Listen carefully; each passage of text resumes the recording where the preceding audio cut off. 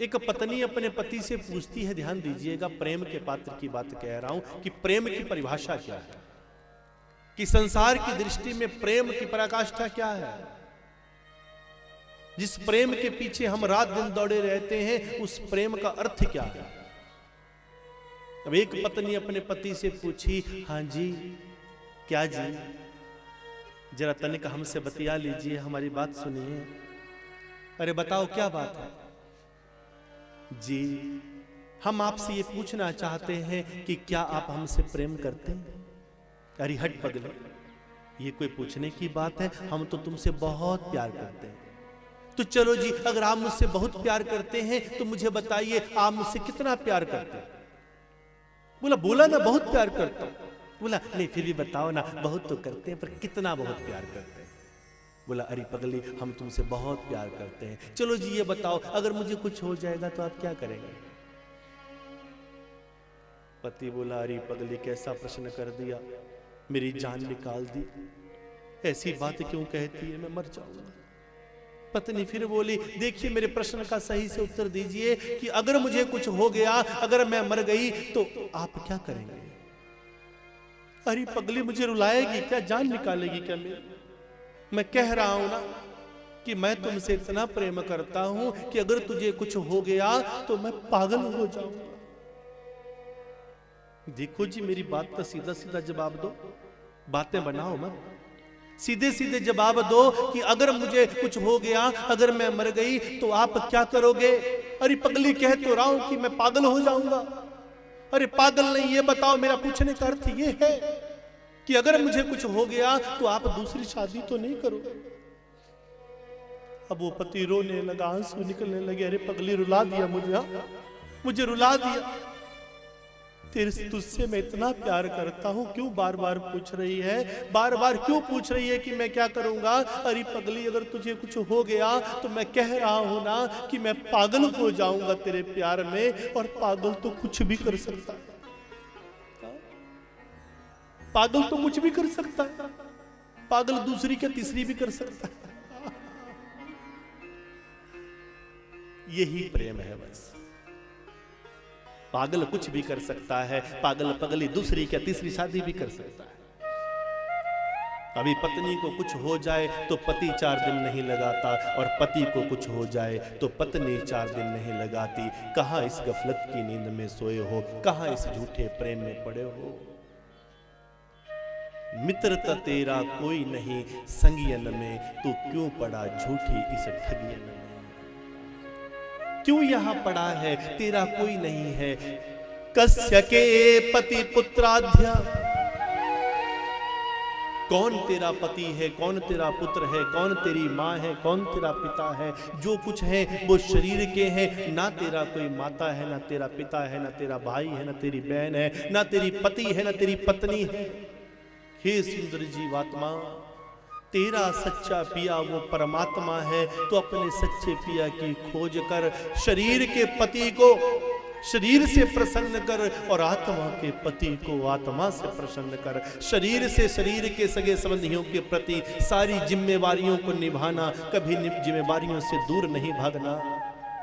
शरीर से अपने सगे संबंधियों की सेवा करनी, और आत्मा से केवल और केवल आत्मा के संबंधी की सेवा करनी। और आत्मा का सच्चा पिया वो परमात्मा है। तो जब तक उसकी नहीं हो जाती तब तक सुहागन नहीं हो सकती। ऐसी ये परम पवित्र पावन भागवत कथा है बंधुओं, जिसका हम आनंद ले रहे हैं, जो हमें प्रेम सिखाता है, जो हमें आदर्श जीवन जीने की कला सिखाता है। जब हम रामायण की बात कहते हैं, रामायण हमें एक आदर्श जीवन जीने की कला सिखाता है, परंतु भागवत हमें एक आदर्श जीवन जीने के साथ साथ एक आदर्श मौत मरने का भी ज्ञान देता है। अपनी मौत के उस महत्व को, उस शोक को महोत्सव में, एक बड़े त्योहार में बदल देने का नाम ही भागवत है।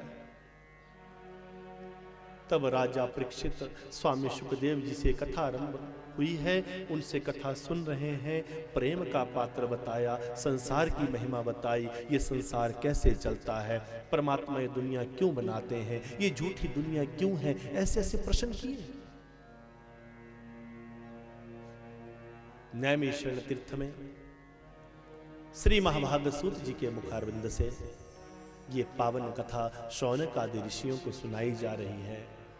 शौनक आदि ऋषियों ने प्रश्न किया, गुरुदेव मुझे आप ये बताएं कि आखिर ये स्वामी शुकदेव जी जो वेदव्यास जी के पुत्र हैं, ये आपने कहा कि ये 16 वर्षीय बाल संत हैं जिन्होंने यज्ञोपवीत संस्कार भी जिनका नहीं हुआ है, आखिर स्वामी शुकदेव जी का जन्म कैसे हुआ?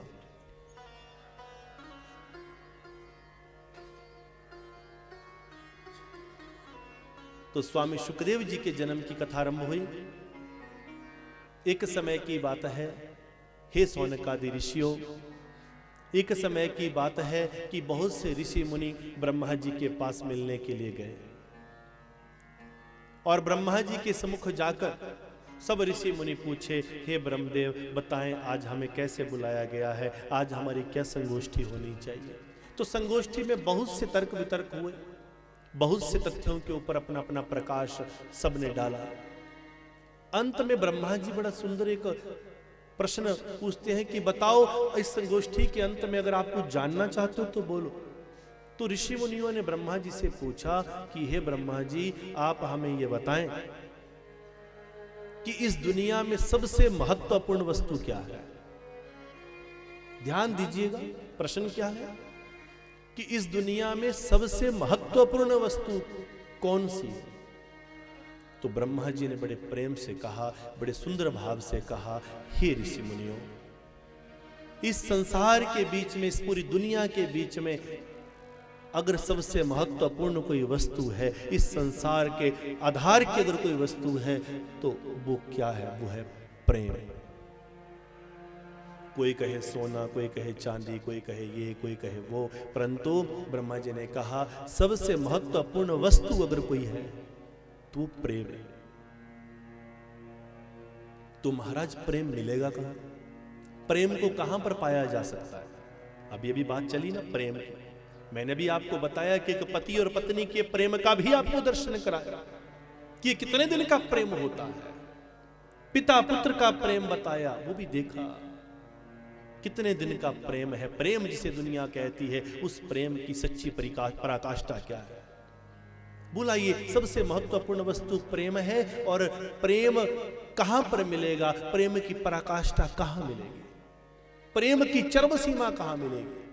तो कोई बोले देखो जी, अब प्रेम की पराकाष्ठा तो हमें लगता है कि ब्रह्मा जी आप में और माता सरस्वती के यहां पर ही प्रेम देखने को मिल सकता है, आप तो बड़े प्रेम से रहते हैं।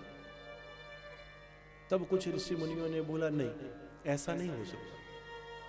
ब्रह्मा जी और सरस्वती में भी प्रेम नहीं देखा जा सकता, क्योंकि वो दोनों तो सदैव ब्रह्मा जी सृष्टि की रचना में लगे रहते हैं। माता सरस्वती अपने स्वरों में ही बंधी रहती हैं और उनके बीच में तो प्रेम वार्ता करने का भी समय नहीं होगा, तो प्रेम कहां से आ गया? बोला तो प्रेम कहां होगा? बोला हमें लगता है कोई दूसरा बोला, हमें लगता है नारद जी वहां पर बैठे थे। नारद जी बोले मुझे लगता है कि मेरे जो भगवान हैं, मेरे जो श्री हरि विष्णु भगवान हैं, श्री हरि विष्णु और माता लक्ष्मी में निश्चित रूप से प्रेम की पराकाष्ठा होगी।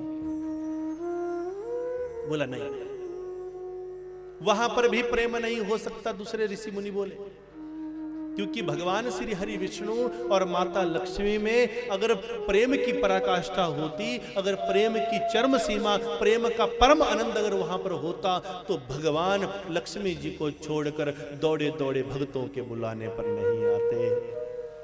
इसका अर्थ यह है कि वहां पर भी प्रेम तत्व की पराकाष्ठा नहीं है।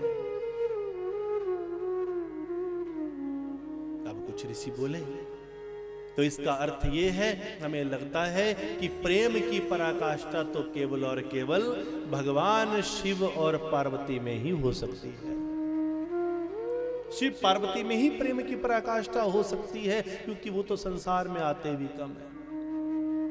अब नारद जी ने इसका विरोध किया। नारद जी बोले अगर मेरे भगवान श्री हरि विष्णु और माता लक्ष्मी में प्रेम की पराकाष्ठा नहीं है, तो शिव और पार्वती में भी प्रेम की पराकाष्ठा नहीं हो सकती। बोला नारद ऐसा तुम कैसे कह सकते हो? नारद बोले मैं आपको प्रमाणित कर सकता हूं। बोला कैसे प्रमाणित करोगे? बोला मैं अभी के भी जाऊंगा और शिव और पार्वती में मैं बीच में झगड़ा करवा कर आऊंगा, उस प्रेम को तोड़ कर आऊंगा।